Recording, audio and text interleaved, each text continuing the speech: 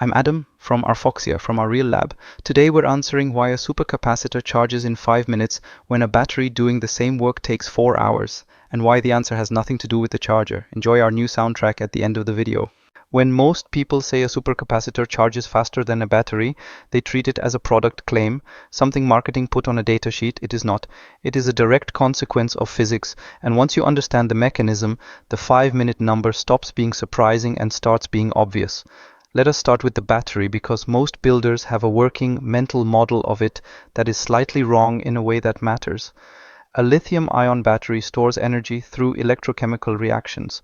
When you charge it, lithium ions migrate from the cathode through an electrolyte and intercalate, physically embed themselves, into the crystalline structure of the anode material, which is typically graphite. This process is not instantaneous. The ions have to move through a liquid electrolyte. They have to find vacant sites in the crystal lattice. The reaction has to proceed without generating heat fast enough to cause thermal runaway, which is the polite term for the battery deciding it no longer wants to be a battery. This chemistry imposes hard physical limits on charge rate. You can push more current into a lithium cell, but past a threshold you plate metallic lithium on the anode instead of intercalating it cleanly, and that degrades the cell permanently.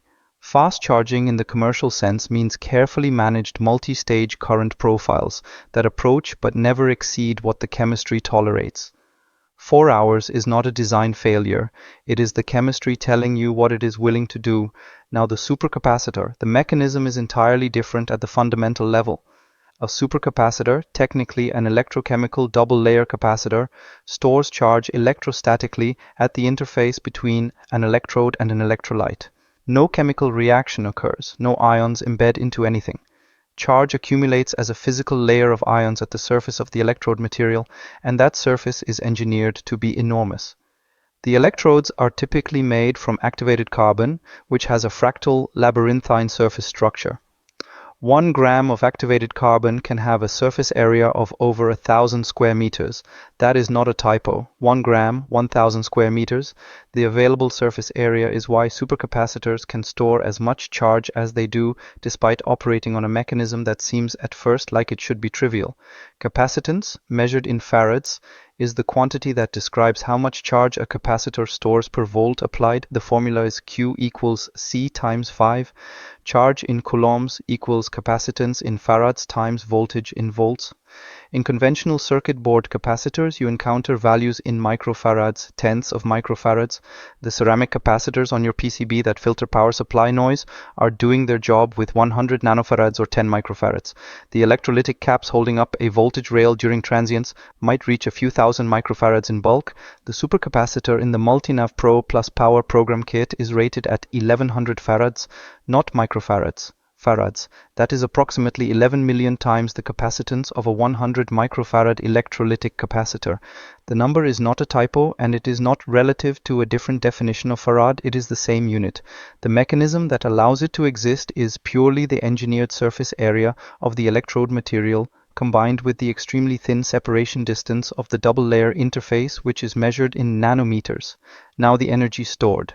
Energy in a capacitor is 1/2 CV squared, 1/2 times capacitance times voltage squared. With 1100 farads and an operating voltage of 4 volts, the stored energy is 1/2 times 1100 times 16, which is 8,800 joules. That is a real number, enough to power the full Multinav Pro Plus module stack for a working day, as the specifications state. Here is where the physics of fast charging becomes clear. Because charging a supercapacitor involves no chemical reaction, only the accumulation of charge on a surface, the rate at which you can add charge is limited only by 2 things: the resistance of the charging path and the current capacity of the charging source. There is no chemistry that objects. There is no ion migration that saturates. There is no intercalation reaction that damages the electrode at high current. You're moving electrons and repositioning ions at a surface, and both of those processes can happen very quickly. The charging adapter in this kit delivers 12 volts at 5 amps, which is 60 watts of input power. The supercapacitor system accepts charge at 4 volts and 10 amps, 40 watts into the capacitor bank. From that, you can calculate the charge time directly. 8,800 joules divided by 40 watts equals 220 seconds, under 4 minutes in theory, under 5 minutes in practice, accounting for the voltage curve and charger conversion losses. This is not an approximation, it is arithmetic. Now consider what else distinguishes a supercapacitor from a battery during discharge, because for RF hardware this matters. A lithium battery under load exhibits voltage sag. As the state of charge decreases, the terminal voltage drops, and that drop is nonlinear and dependent on the discharge rate. For RF circuitry, which is sensitive to supply voltage stability because the local oscillator frequency, the PA bias point, and the receiver noise floor all have voltage dependencies, a sagging supply rail is a source of performance degradation that is sometimes mistaken for antenna or propagation problems. You chase an RF issue for 2 hours and discover the battery was at 60%. A supercapacitor also has a voltage that decreases with charge. V equals Q over C. Voltage is proportional to charge remaining, but the relationship is linear, predictable, and the discharge rate does not cause additional sag beyond that linear relationship. More importantly, the equivalent series resistance of a quality supercapacitor is extremely low, often below a milliohm for larger cells. ESR is the internal resistance that causes the terminal voltage to drop under transient current demand. Lower ESR means the output voltage holds more steadily when the load pulls a burst of current. For a BLE module executing a high power transmission burst, the supply stability during that burst directly affects the RF output quality. A supercapacitor with low ESR delivers cleaner transient response than a battery with its internal impedance and electrochemical kinetics combined. The last point worth understanding is cycle life. A lithium-ion battery degrades with each charge cycle because the electrochemical reactions are not perfectly reversible. The electrode materials expand and contract. Capacity fades. After 500 to 1000 full cycles, the cell has measurably less capacity than it started with, and at some point it becomes a consumable item that has to be replaced. This is not a design flaw, it is the chemistry. A supercapacitor stores charge by surface ion accumulation, which is nearly perfectly reversible. There is no structural change to the electrode. Supercapacitors are commonly rated for 500,000 to 1 million charge-discharge cycles before measurable degradation. That is the physics, electrochemistry versus electrostatic surface storage, and why the difference produces a 5-minute charge time. Now let me show you the actual hardware that implements it. This is the supercapacitor battery system itself, 1100 farads of electrochemical double-layer storage delivering 8800 joules of usable energy. There is no chemical reaction happening inside it. Charge accumulates at an engineered surface, which is why it accepts current fast enough to reach full capacity in under 5 minutes. The same mechanism that makes charging fast also makes the discharge voltage cleaner and the cycle life effectively unlimited compared to any lithium cell at this price point. This is the 12-volt 5-amp charging adapter included with the kit.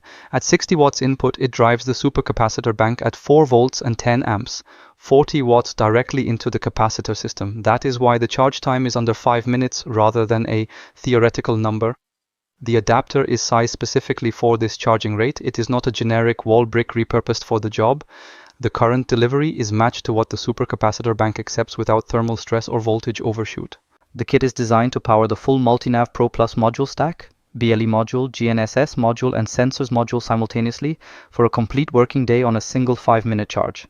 That runtime is a direct function of 8800 joules divided by the combined current draw of the stack. The supercapacitor's linear discharge curve means the supply voltage to your modules remains predictable and stable from the first minute of a session to the last, with no chemistry-related sag as the system depletes. The ST-Link programmer is integrated into the kit because power and programming belong in the same workflow. When you are iterating firmware on the BLE module, which runs on an STM32WB07, you need consistent, stable power during flash operations, not a battery guessing its own state of charge. The supercapacitor system provides a clean, low ESR supply rail during programming, which eliminates the category of firmware flash failures that are actually power transient failures wearing a different label. Everything needed to connect the stack is included, flat ribbon cables that run from the power module to the BLE module and from the programmer to the BLE module. Flat ribbon geometry is the correct choice here because it keeps impedance consistent, minimizes the loop area that would otherwise act as an antenna, and couple switching noise into the RF circuitry, and routes cleanly in a development enclosure without the mechanical stress points of round cables. The kit is complete, there is nothing missing when it arrives.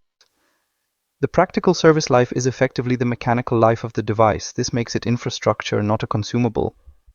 The Multinev Pro Plus Power Program Kit replaces the unpredictable, chemistry-dependent weight of traditional batteries with a supercapacitor system that charges in 5 minutes and powers your entire development session without interruption, complaint, or negotiation. 5 minutes is not a feature. It is what the physics produces when you stop using chemistry to store energy and start using surface area instead. 5 minutes on the dock,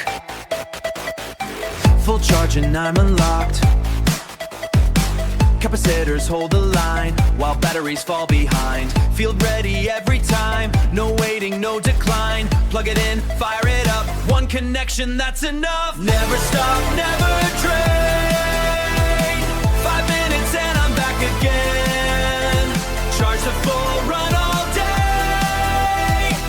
SWT lights the way. Connect the SWD pins. The programming begins. Flash the firm on clean, the sharpest stack you've seen. BL breathing live, all sensors locked and primed. From bench to open sky, nothing slows this drive. Supercapacitor surge, instant energy in reserve. No cell degradation, every charge is full and pure. ST-Link ready, write the code and push to hardware. Field deployment, no excuses, always there. Never stop, never drain. 5 minutes and I'm back again. Charge the full, run all day. SWT lights the way. Never stop, never drain. 5 minutes and I'm back again. Charge the full, run all day. SWT lights the way. This circuit was designed to shine. SWT, full power.